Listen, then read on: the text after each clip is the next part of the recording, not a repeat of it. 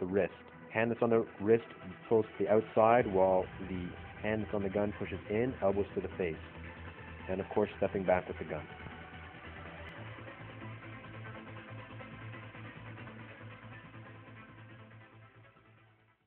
The raking motion that we learned from the front will be useful from the side as well and from the back. Look at that from the side. On your knees now. What I'm going to do now, I'm going to turn my back to you so you can see the end of it. The gun is pointing at me from the side of the body. I'm moving my hands up. This time my elbow will come backwards. So my elbow will come backwards, closer to the gun. And of course I will cooperate. I will say whatever you want me. At that stage I'm going to push the gun away from my head so I'm out of the line of fire. As I move my elbow up, my elbow will be backwards. And now I push with the elbow close to his wrist and getting out of the line of fire and pivot completely, grabbing the wrist with the hand that's close to him. The other hand grabbing the gun. This is the same motion as we did before. I'm going to pull the wrist to me and bring my right elbow to his face. This is a repeating motion that we did. Stepping back on your knees now. Whatever you want. On your knees now. For the gun defense for the side, same principles, calming the person down, raising the arms with the elbows back. Whatever you want, man. This time the arms are a little bit wider. Going to turn, redirect the line of fire, stepping out of the line of fire, grabbing the wrist, and grabbing the barrel of the gun with the other hand. From here, counter force motion. Pull the wrist to you while pushing the gun in, turning the elbow to him, and of course stepping back with the gun.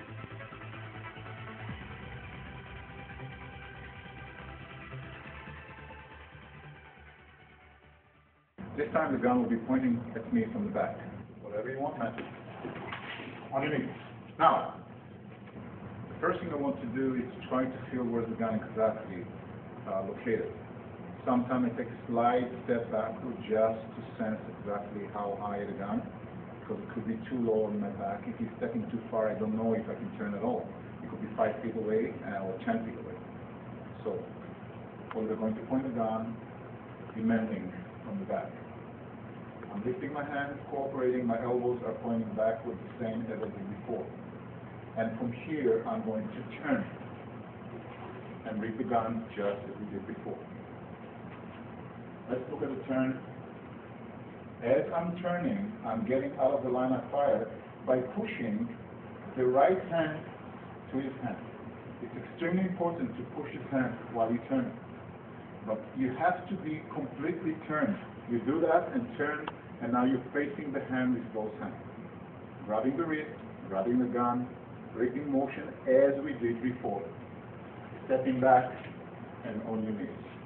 Regardless if he's holding it with his right hand or left hand, I'm going to do the same motion. Whatever you want, man.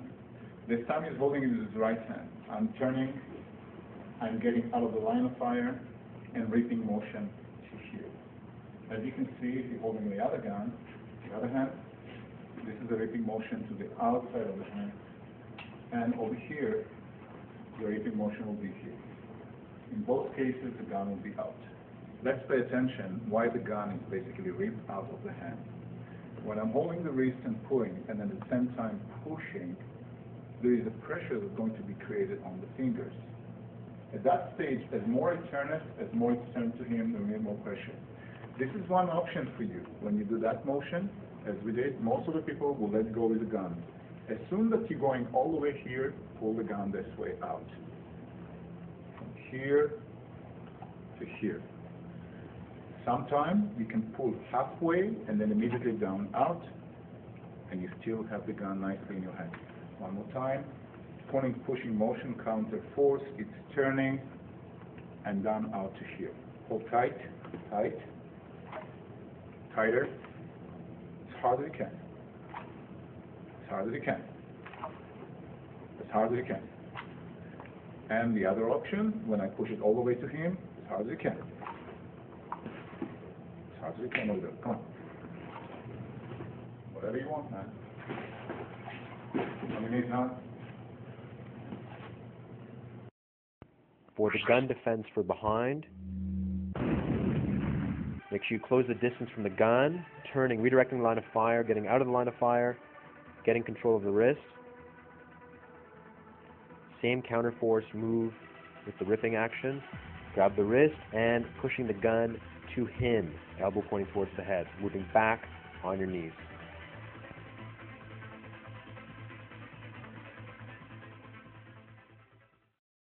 Another option that we have is while we're going out of the line of fire the same way as we did before, we're going to use the gun as a leverage that creates pressure on his wrist and take him down.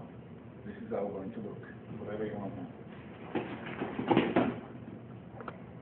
The first stage is getting out of the line of fire. Lowering my knees, raising the gun up, holding the wrist. But this time, I'm not trying to rip the gun out of, I'm continuing the motion to create pressure on his wrist. This is what I do. The one hand that's holding his wrist, holding very tight, and I'm holding the gun. The counterforce that I'm creating now is that the hand that's grabbing the gun going to be pushing to the direction of his nose. And the hand that's going to grab his wrist, is going to holding his wrist now, going to be pulled directly to my groin.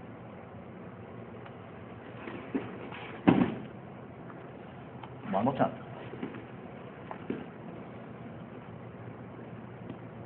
The counter force here is creating pushing, pulling motion. The hands are holding the gun, going to push to the direction of his nose, and the hand that's holding his wrist going to pull down to my head. It is important to remember that you have to pull the hand that's holding his wrist straight line back, meaning you do not bend it. It's a common mistake to see people that grabbing the wrist here and trying to pull to the other direction. You do not want to do that. You just want to bring it down as a sword to your knee, to your hip. So this hand is coming directly down, this is coming forward. You can assist that by stepping forward. So while you're doing this motion, you basically shuffle to the side of his body. Continue the same motion. He can grasp the gun, but the gun will be pointing at him right now. He can shoot as much as he wants. For the gun defense takedown, bring the arms up in a pacifying motion.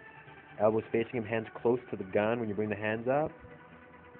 Stepping out of the line of fire and redirecting the line of fire. The knees are bent to get underneath the gun, and the gun is above the head in case it goes off. From here, one hand is going to push towards the face with the gun, the other hand is a cantilever pushing down, the arm more straight.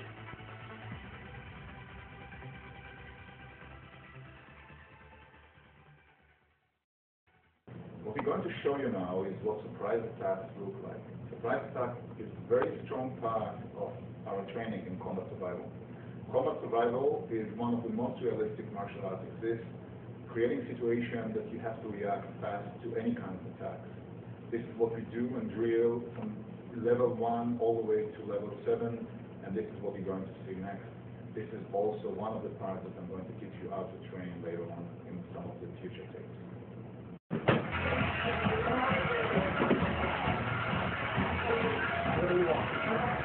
Parte, come on, one after the other, don't let where you want. That's parte. Underneath.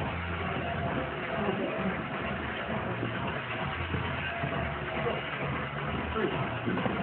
Where you want. Parte, one way. One after the other.